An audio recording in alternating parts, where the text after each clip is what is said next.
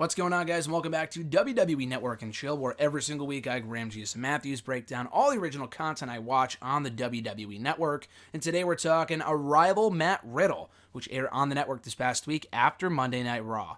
And if you're subscribed to the WWE Performance Center YouTube channel, then you would have already seen these videos before. They've been rolling out on their channel periodically over the course of a few months, from when Riddle initially arrived in NXT at TakeOver Brooklyn 4 back in August, up until recently.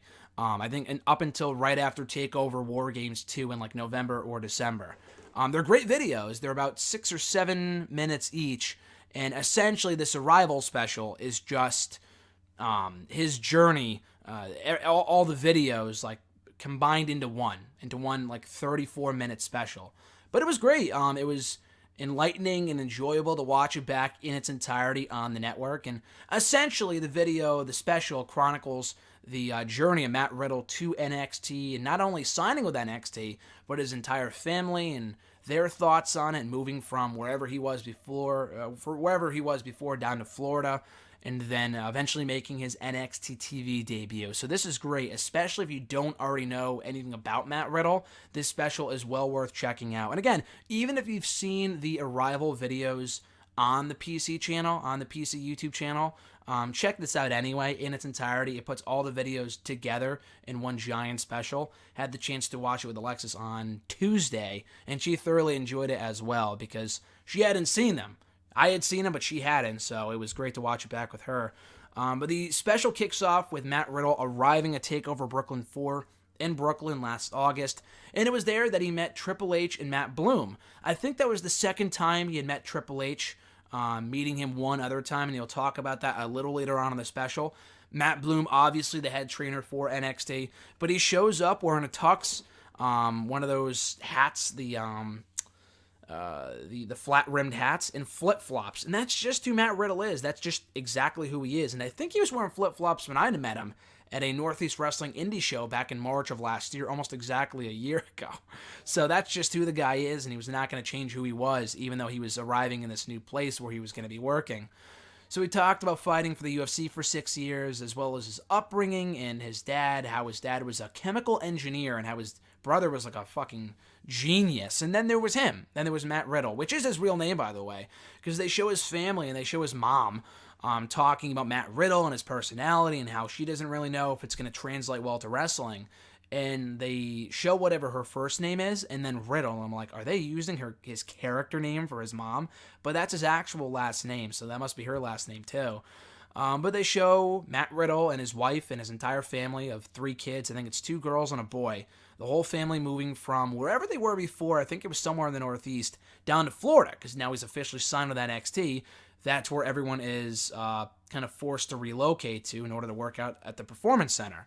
And they talk about the ups and downs they've had while working various jobs, and how Matt Riddle would go around the world wrestling and training and fighting and whatnot, while the mom would be home watching the kids, and how it was tough for a really long time, but it all paid off with the wife actually crying about Matt Riddle getting signed by NXT, because all the hardships and all the all the tough times they've been through are officially paying off in the way that Matt Riddle has officially been signed to NXT.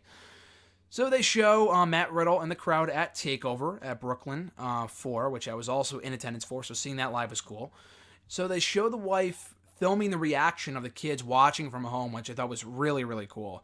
And Riddle talks about always being ready for like worst case scenario, that the crowd just would not give a shit and they wouldn't know who he was and they would sit on their hands, but they went crazy and everyone was chanting bro, and he was like super blown away by that. So they get ready to move, they pack up all their stuff, and the wife talks about how bittersweet it is because she has always wanted to move. It's like Matt Riddle's old grandmother's house, and he's always wanted to move from that house. It's very emotional because they don't really want to move, but they do want to move. But at the same time, there's a lot of memories there, a lot of emotions there. But they do realize it's time to move on to bigger and better things in Florida. So on their way down to Florida, they stop at the Monster Factory, which is like a training facility in New Jersey, I believe. And that was where Matt Riddle first started training for wrestling back in 2014. And he meets up with a few different people that he trained with, including the Blue Meanie, who actually compared Matt Riddle to Kurt Angle. And he said, never before have I seen someone come in and immediately take to this thing like Matt Riddle did. And at least since Kurt Angle started training following the 1996 Olympics, over 20 years ago. So to have that comparison is a lot of high praise for Matt Riddle. So they start the long drive down to Florida, and he talks about how he was a wrestler in college and wanted to try out MMA after that. So he, almost 6 months to the day after he wanted to try out MMA with his trainer, they landed a job on The Ultimate Fighter, a spot on The Ultimate Fighter, that UFC show. It's kind of like their version of NXT. Then he won his first fight in the UFC against a guy named Dan Simler. And he kind of got a little cocky after that because he was really, really good. So he's constantly butting heads with the UFC. And as a result, he was fired. Management did not like Matt Riddle, and they were just ready to get rid of him. So they fired him. And it was watching WrestleMania 30 back in 2014 that made Riddle realize that he wanted to become a professional wrestler. So back to their journey for a second. They made a quick beach stop on their way down to Florida. So they show the family at the beach and just broing it out. Then we see a clip, some footage from Matt Riddle's 2015 WWE tryout. It's one of those things where like they have the talent cut a promo and he has really short hair and he looks totally different than he does now. And this was only 4 years ago. But they show that footage and how much has changed with his personality and his look since 2015. So anyway, the whole family, they arrive at their new house in Florida at 5:13 a.m. The keys don't work though, so they can't get in the house. So they had to sleep in their Cadillac in the parking lot of the house until they get things situated and fixed and whatnot, until they can get back in. So then we hear from the kids soon after, with the kids adjusting to their new life in Florida. They're saying they're loving it there. They're making new friends, which is really cool. They're really energetic. I think the two girls look almost exactly like Matt Riddle, even more so than the boy. It was just hilarious to see, but they have great energy. Then we see Matt Riddle at the Performance Center and his first day on the job, training, and he's getting praised by Norman Smiley, who's calling him a great talent and how he wants to kind of learn some of Matt Riddle's tricks too. And he kind of looks back on Matt Riddle on his tryout 4 years ago and how he's changed a lot for the better since then. Now he officially feels that he's ready for NXT. And Matt Riddle talks about enjoying it, enjoy being at NXT. He feels like he belongs and he's at home there, and he loves seeing all the familiar faces like Keith Lee, a guy that he worked with on the indie scene, and now he's in NXT too. He also remembers meeting Triple H for the first time, whenever that was. It must have been like a few months earlier or years ago, whatever, and how nervous he was, and he can only really repeat what Triple H was saying to him because that's how nervous he was to meet the game. He then makes his in-ring debut for NXT at a house show, and he said he was really happy with the crowd reaction and that it was tough and it was difficult, but he was really happy with it overall. Then he makes his Full Sail University debut at the NXT TV tapings, and it was there that he got really, really nervous. His mom could see it and his wife could see it, and they talked about how rare it was for Riddle to get nervous, but he was super nervous for it because he didn't know how the crowd would react and how well it would go, but overall it went amazing. He talked with Nigel McGuinness beforehand about what he would call certain moves, like the Broton and stuff like that, which was cool to see, especially coming off that recent documentary with Nigel on the network, which was awesome.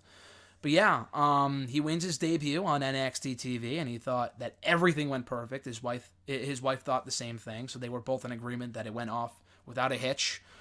Then we fast forward to TakeOver War Games 2. So coming off the NXT TV debut, Matt Riddle had said, I'm ready for the next challenge. I'm ready for more. I'm loving this feeling. Most people would be content with just that, but I really want more. I want to feel that more often. So we fast forward to TakeOver War Games 2 in Los Angeles. Before the show, he's signing autographs and kissing babies, as he's saying. He's praised by Gabe Sapolsky, who is the head of Evolve now, and he's working with NXT as a consultant. So he knows Matt Riddle better than anyone and how good he is.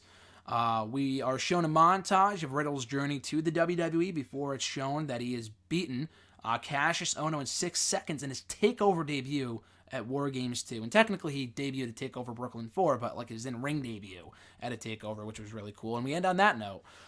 There's also a quick clip, not on this special, but if you look it up on the WWE PC YouTube channel, there's an epilogue, like a 3-minute long clip of Matt Riddle FaceTiming his wife and kids after the match. And it's a really cool clip, so go out of your way to check it out. But this was an awesome special. The 35 minutes fly by. You get to know a lot about Matt Riddle, especially if you weren't already familiar with him coming into his NXT work.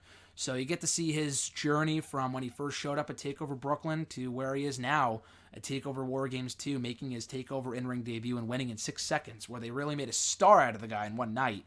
So I love this a lot. I've always been a real big Matt Riddle fan. I didn't get to really know him up until a couple years ago, and I saw him at a Progress show in person, and he killed it in a match against Walter, of all people. Then I got to meet him at a Northeast Wrestling show in March of last year, almost exactly a year ago.